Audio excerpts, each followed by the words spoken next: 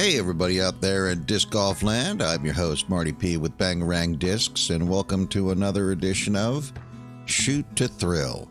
For our 6th episode, we'll be covering the first major event of the season, so we're headed to Morton, Illinois for the 2024 Champions Cup at Northwood Park. With a population of only 17,000, Morton also hosts the annual Pumpkin Festival that attracts over 75,000 people from across the U.S. Morton is also home of 85% of the nation's canned pumpkin.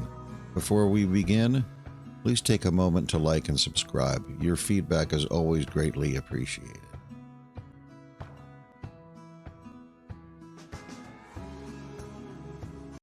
For the tournament, we'll be covering feature and lead card stats as well as results for each round.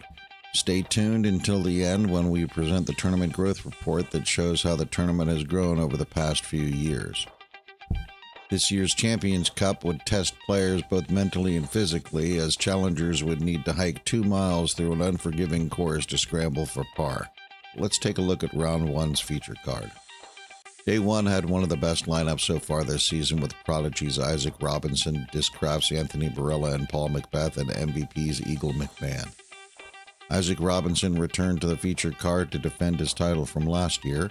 Anthony Barella, at the top of the DGPT leaderboard, was a shoo-in for the feature card. Paul McBeth's recent second-place finish at the Music City Open earned him a spot on the feature card as well. Eagle McMahon made his first appearance this season, having taken off the past 6 months for shoulder surgery and rehabilitation. Let's check out the results.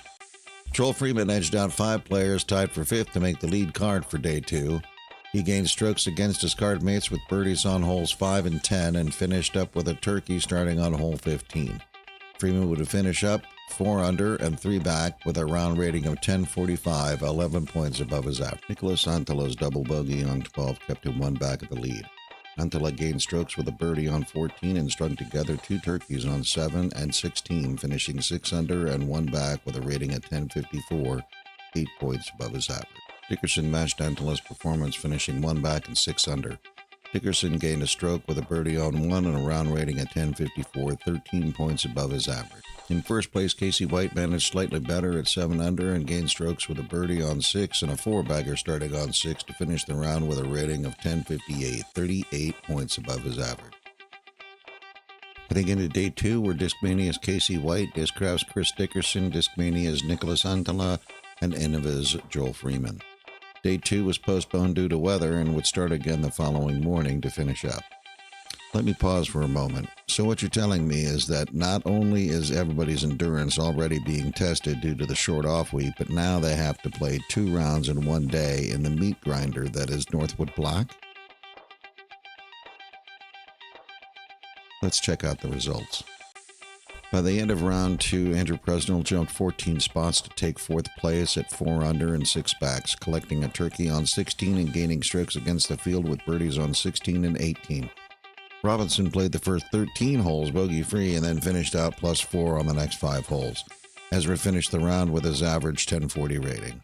Joey Anderson played exceptionally well under the conditions and jumped 3 spots with the hottest round at 5 under, good enough for solo second at 3 back. Anderson matched Robinson's opening 4-bagger and finished out the round with only 1 bogey. Joey Buckets would finish the round with a 1049 rating, 17 points above his average. Casey White held on to the lead card with a 4 under performance, getting a stroke with a birdie on 5. White would finish up with a 1045 rating, 25 points above his average. On to round 3's lead card. To add to the already existing pressure, half of the players would be cut from playing on the final day. Most notable cuts were Eagle McMahon, Vino Makala, Nicola Castro, Chris Clemens, and Drew Gibson. Let's see how round 3 turned out. Nicholas Antela moved up 5 spots to finish 4th, going 5 under and 3 back with a turkey on 15 and finishing with a 1049 rating, 7 points above his average.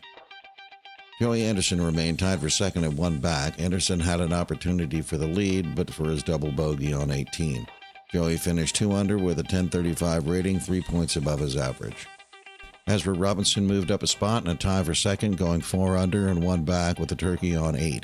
Robinson gained strokes with birdies on 2 and 10. Ezra also had a shot at the lead, but for his double bogey on 14. Robinson finished with a round rating of 1044, 4 points above his average. Andrew Presnell leapfrogged his card mates to finish first for the round, going 6 under and grabbing a turkey on 15. Presnell finished with a 1053 rated round, 25 points above his average. By the last day of the tournament, the physical and mental rigors of playing Northwood Black started to wear on its challengers. The lead card for the final day had Discraft's Andrew Presnell, prodigies Ezra Robinson, Castoplast Joey Anderson, and Discmania's Nicholas Antala all battling the course to see who would outwit, outlast, and outplay for the win. Unfortunately, the players would have to endure another 2-mile hike to find out. Let's check out the final results. Ezra Robinson dropped a spot to finish tied for third with a par performance, finishing with a round rating of 1022, 18 points below his average. Ricky Wysocki moved up 3 spots to grab a podium finish, shooting 4 under with a turkey on 6 and gaining strokes against the lead card with birdies on 1 and 7. Ricky finished with a 1041 rating, 5 points below his average. Nicholas Antala moved up 2 spots and secured a second-place finish, shooting 3 under with a rating of 1037, 5 points below his average. Andrew Presnell finished in the top spot, defending his lead from round 3 by shooting 4 under with a turkey on 15. Presnell finished with a round rating of 1041, 12 points above his average. Now on to the tournament growth report.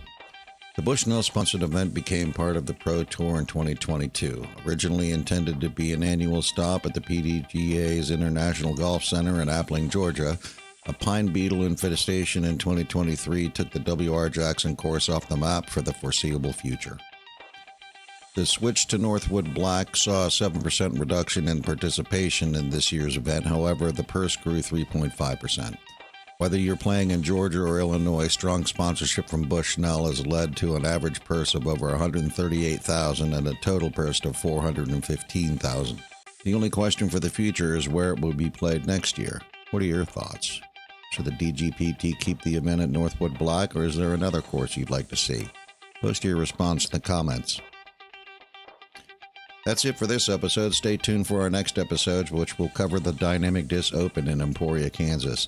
Until then, I'm Marty P. with Bangarang Discs, reminding you to smash that like and subscribe. And have a great round.